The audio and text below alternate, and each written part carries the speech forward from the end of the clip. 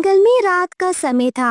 रानो चिड़िया अपने दो बच्चों कुकू और गुड़िया के साथ घर में सो रही थी। तभी उसके घर में अजीब सी टिक टिक की आवाज आने लगती है। रानो चिड़िया की आँख खुल जाती है। अरे ये आवाज कैसी आ रही है? पहले तो ऐसी आवाज कभी भी सुनाई नहीं थी मुझे। मैं जरा देखती हूँ। वो इधर उधर देखती है मगर उसको कुछ भी दिखाई नहीं दे रहा था। सुबह हो जाती है। मालिक, मालिक मैं नहीं कर पाऊंगा, वो मेरा काम नहीं। उसका घर बहुत मजबूत है, मेरे दांत रात से दुख रहे हैं। चाहे जो भी करो, मुझे वो चिड़िया का घर टूटा हुआ दिखना चाहिए। हाँ हाँ, मेरे पति बहुत दयालु है, शुक्र करो कि सिर्फ तुम्हें ही काटने के लिए बोला है, नहीं तो तुम्हारी पत्नी और तुम्हारे बच्चों को भी भेज सकता था। नहीं मालिक, माफ कर दो, मुझसे नहीं हो पाएगा।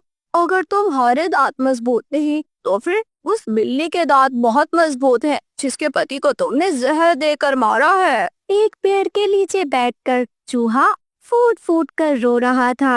मेरी फूटी किस्मत, मेरे साथ क्या हो गया? मैं कैसे किसी का घर तोड़ सकता हूँ? उसके तो छोटे छोटे बच्चे हैं। अभी वहाँ से मिठू तोता गुजर रहा था। तोता चूहे के पास आता है। अरे अरे क्या हुआ?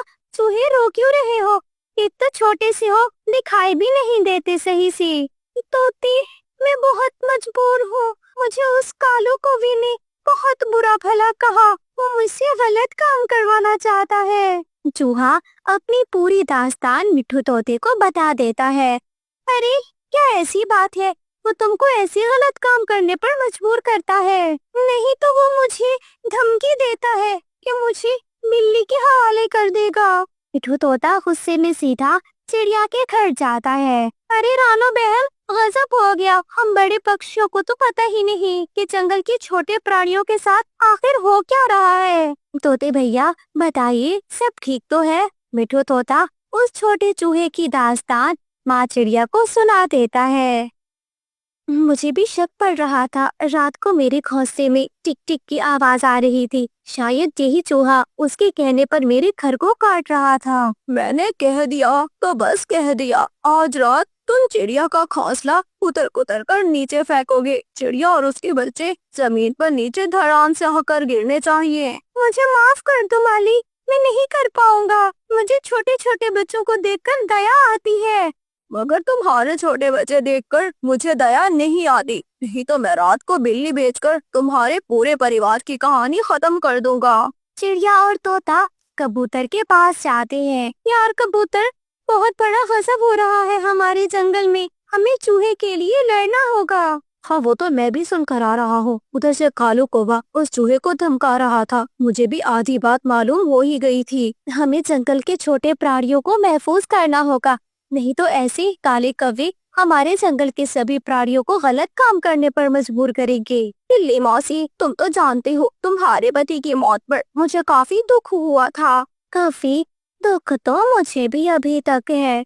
मैं अपने पति का कातिल ढूंढ रही हूँ। मैं उसको छोड़ूंगी नहीं जिसने मेरे पति को मारा है। बिल्ली मौसी, मैं तो सब जानती हूँ कि तुम्हारे पति को किसने मारा है। बताओ, किसने मारा है? वो छोटा चूहा मेरे पति से एक जहर की शीशी लेकर गया था। हमें क्या पता कि वो जहर तुम्हारे पति को पिलाएगा। मैं तो अब उसको छोड़ूंगी नहीं। उस चूहे का सारा परिवार पूरे मेरे मुंह में समा जाएगा। अभी दोस्त, मुझे बचा लो, मेरे परिवार को बचा लो। मैंने रानो चिड़िया का घर तोड़ने से मना किया है। वो लोग बिल्ली के पास गए हैं। बिल्ली को वो गलत गलत बातें कर देंगे। चूहे, मुझे बताओ तो सही, तुमने बिल्ली के पति को क्यों मारा था? मैंने मैंने नहीं मारा था बिल्ली के पति को। वो बिल्ला हमें तंग करता था। मैंने बिल्ली को भगाने की कोई दवा ली थी कि शायद उससे बिल्ला डरकर भाग जाए। और उधर से उस कालू कौवे ने जहर की दवा दे दी। वो जहर खाते ही बिल्ला मर गया। अब इस बेचारे चूहे पर उसके कत्ल क्या जुर्म है। चूहे की आंखों में बड़े बड़े मोटे मोटे आंसू गिर रहे थे, जो मजबूरी के भी थे और पछतावे के भी आंसू थे। उदासी में चूहा वापस अपने घर को जा रहा था। रास्ते में उसको बिल्ली रोकती है। रुको रुको, तुमने मुझे विधवा किया, मेरे बच्चों से उसका बात छीन लिया। मैं तुमको छोड़ूंगी नहीं। चिड़िया, तोते भैया, कबूतर, मुझे बचाओ, नहीं तो आज मैं मर जाऊंगा। तोते भैया, ये आवाज तो चूहे की है, शायद चूहे को बिल्ली ने पकड़ लिया होगा। हाँ, जल्दी चलो, उसको बचाओ, वो मासूम बेगुनाह है, उसका कोई गुनाह नहीं। चिड़िया, तोता, कबूतर सीधा उस चूहे के पास जाते हैं। उसको बिल्ली ने रोक कर रखा था। चिड़िया, तोते, कबूतर, मेरे सामने ना आना। याद रखना, मैं अपने पति का इंतकाम लेकर ही रहूंगी। बिल्ली मौसी, ये सब गलत है। उन कौवों ने तुमको गलत बातें की है। ये चूहा बिल्कुल भी तुम्हारे पति को मारना नहीं चाहता था। मेरा विश्वास करो बिल्ली मौसी, मैंने तो सिर्फ भगाने की दवा मांगी थी, मगर उन्होंने चालाकी से मुझे जहर दे दिया था। हाँ, यकीन करो इसके बात पर, ये चूहा सच बोल रहा है। उन कौवों ने ही गलती की ताकि वो बैठकर खा सके, पक्षियों को नुकसान पहुंचा सके। देखो बिल्ली मौसी, हम सभी जंगल में एक साथ रहते हैं। चूहा और बिल्ली हमेशा से साथ आ रहे हैं। दोनों ने कभी एक दूसरे से दुश्मनी नहीं की हमारे जंगल में। तुम्हारा पति मेरे छोटे छोटे बच्चों को खाना चाहता था। अपने बच्चों को बचाने के लिए मैंने उसको भगाने की दवा मंगाई थी। बिल्ली को सबकी बातों पर विश्वास आ जाता है। इसका मतलब मेरे पति के कातिल वो दोनों कौवे हैं। वो दोनों पति पत्नी अपनी दुकान के सामने बैठकर मजे मजे की बातें कर रहे थे। वहीं पर बिल्ली आ जाती है। बिल्ली मौसी, बताओ ना, चूहे के साथ क्या करके आई हो?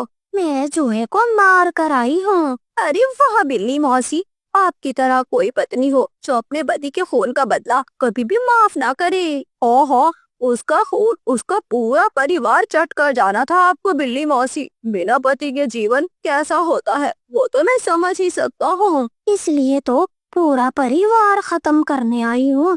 जो दूसरों के पति छीनते हैं, मैं उनसे उनका परिवार छीनने आई हूँ। कौवा और कवि डर जाते हैं। बिल्ली उन पर झपटती है। उनमें लड़ाई जोरदार होती है। कौवा और कवि पूरी तरह घायल हो जाते हैं। ओह, मेरी पत्नी, मुझे नहीं लगता कि मैं बच पाऊंगा। मुझे बहुत मारा है उस बिल्ली ने। ये कहकर कौवा वहीं पर मर जाता है। पति जी, आप चले गए, मैं अकेले कैसे रहूंगी? पति जी, पति के मर जाने के बाद जीवन सूना सूना लगता है। बुरा करने की सजा उन दोनों बुरे पक्षियों को ही मिलती है। प्यारे दोस्तों, कहानी अच्छी लगी हो, कहानी को लाइक, चैनल को सब्सक्राइब करना मत भूलना। आपका धन्यवाद।